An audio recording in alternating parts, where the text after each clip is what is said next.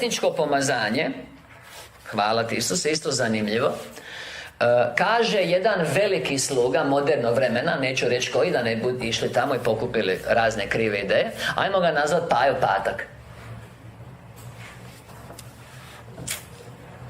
Kaže da je taj sakrament bolesničkog pomazanja samo forma ili ljudska bez života onoga što je Krist tražio od učenika kad je kroz Jakovljevu 5 stih, ja se slažem, zato govorim, 14. do 16. stih crkvi rekao: ako je tko među vama bolestan do te mjere da si sam ne može pomoći, to je izvorni tekst, neka zove starješine crkve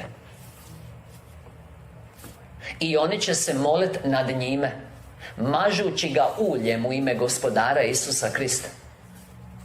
Tako, oni će se moliti na njime. I molitva izgovorena s vjerom će iscijeliti bolesnika. Riječ je soza. Prevodi se spasiti, ali misli spasiti od bolesti. To znači iscijeliti, ali može iscijeliti. I molitva izgovorena s vjerom će iscijeliti bolesnika. I ako je počinio grijeh, bit će mu oprošteno. Volimo te, Isuse, i Gospodar će ga podignuti. Stoga ispovijedajte jednim drugima grijehe i molite jedni za druge da budete iscijeljeni. Točka. I po Marku 6.13 učenici su otišli, mnoge su mazali uljem i iscijeljivali ih. E sad, ako uočite, on spominje ulje, spominje molitvu, ali kaže da će molitva izgovorena s vjerom iscijeliti bolesnika. I sad oni mažu, ali ništa se ne dogodi i nikome ništa nije čudno, da je to samo ulje, nikoga ne iscijeljuje. Tu se radi drama oko ulja, ili maslinovo motorno ulje, ili suncokretovo bučino. Dakle, ulje ne iscijeljuje nikoga, to je simbol. Možeš se ti moliti bez ulja pa se ljudi iscijeli. Jer molitva izgovorena s vjerom će iscijeliti bolesnika, a ne ulje. A oni mažu uljem i misle da je to. I onda mažu bolesnika da ga namažu, a ne da bi ozdravio. I onda još kažu da je sakrament bolesničkog pomazanja susret uskrsklog Krista i njegove zajednice s bolesnom braćom. Ovim sakramentom bolesnik prima milost Duha Božjega ili Svetoga, snagu da izdrži u patnji. Čeka, oni su ga mazali da ozdravi, a ovi da izdrži u patnji. Meni to ne izgleda da se slaže. Samo čitaj. On će, ako je bolestan, zva starješine crkve, oni će se moliti na njime, mažući ga uljem u ime Gospodara, i molitva izgovorena s vjerom mu neće da snagu da izdrži u patnji, nego će ozdraviti. Ali da bi opravdali nesposobne sluge, jer očito ako ne ozdravi da nešto ne valja s tobom, onda su to namjestili kao da dobijaju u svakom slučaju. I tome pripisali nešto što tome ne pripada. Je li vi ovo razumijete? I tako sve. Čita Jakovljevu 5, stihovi 14 do 16, i evo Marka 6.13, ako već hoćeš, dok ne skužiš što piše. U oba slučaja, i u 14. i 15. stihu i u 16. gdje se spominje zajednica, ishod je iscjeljenje. Nije ishod da izdrži u patnji. Volimo te, Isus. A kaže, kad se ovaj sakrament dijeli umirućima, tad se dijeli poput dbina ili hrana za putovanje u vječni život.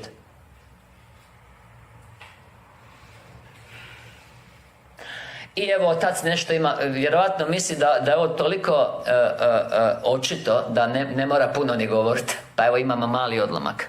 Vaša duša, ovo je o bolesničkom pomazanju, zadnji odlomak u našoj objavi, 8.6.9.2. Vaša duša neće nikad biti sposobna ostvariti jedno takvo postignuće, nit na zemlji, nit u onostranom, ako su takva izvanjska djela vršena na osobi prije nego on umre. Jer Isus je poslao učenike, idete mrtve, uskrisujte. E sad ja razumijem ako mi nismo još na tom stupnju zrelosti i ne uspijemo uskrisiti mrtvoga, ali dođeš da ga uskrišiš. Dođeš u volji usklađen sa Kristom, dođeš u namjeri usklađen sa Kristom.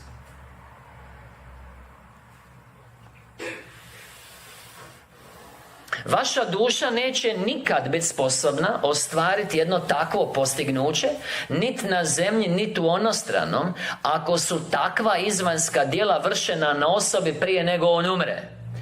Ona su, ta djela, ništa nego ceremonije i običaji i od nikakve dobrobiti za dušu. Toliko o popudbini. I od nikakve dobrobiti za dušu. Međutim, ja osobno znam svaku pojedinačnu dušu i sudim ju po njezinom stupnju ljubavi. Kad umre, prijatelju moj? Stupanj ljubavi se stječe kroz život, to je dugotrajan proces. To se ne događa na krevetu. Čak i da spoznaš, ti nisi sazrio. Ti možeš donijeti odluku, uistinu. Da li se osoba može u trenutku smrti obratiti? Može. Jer obraćenje je stvar trenutka. Da li može sazrijeti? Ne. Ona ulazi jako nezrela, čeka još puno muke i na putu je, hvala ti Isuse, usavršavanja, ali je ušla u kraljevstvo. Jeste uhvatili ovaj dio? Volimo te, Isuse. Međutim, ja osobno znam svaku... Koliko ti treba da se spasiš? Opa! Čim čuješ evanđelje, povjeriš. Koliko ti treba da sazriješ?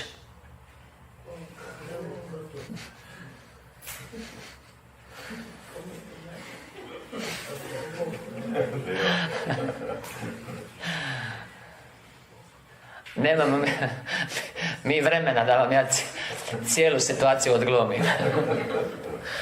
Međutim, ja osobno znam svaku pojedinačnu dušu. Kad kažem spasiš, mislim na istinski obratiš i primiš opravdanje. Rasteretiš. Ali spasiš od neljubavi jako puno.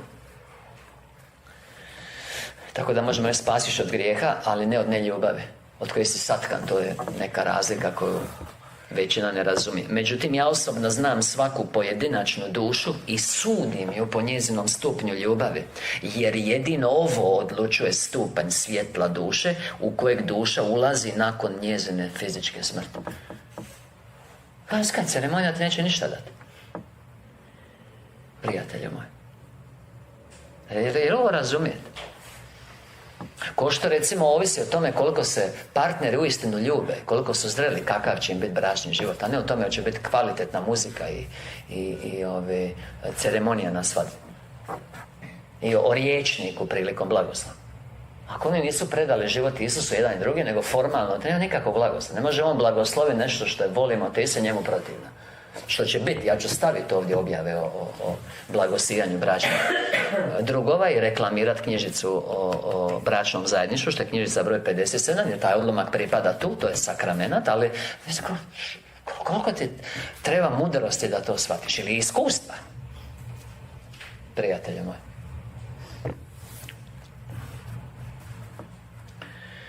Dobro, međutim, ja osobno znam svaku pojedinačnu dušu i sudim ju po njezinom stupnju ljubavi, jer jedino ovo odlučuje stupanj svjetla duše u kojeg duša ulazi nakon njezine fizičke smrti. Ali ni to nije sve. Pod uvjetom da ne uđe u područje tame, jer je potpuno bez ljubavi. Dakle, on može nju blagosloviti na čovjeka na bolesničkoj postelji koliko hoće. Ali ako on nije primio Isusa u svoj život i predao se i živio u ljubavi, nego bio samo član crkve, volimo te Isuse, obavlja sakrament i ide on pakao. Jeste ovo razumjeli? Pod uvjetom da ne uđe u područje tame, budući je potpuno bez ljubavi, prema tome pripada mom protivniku koji vlada kraljevstvom tame. Točka, amen.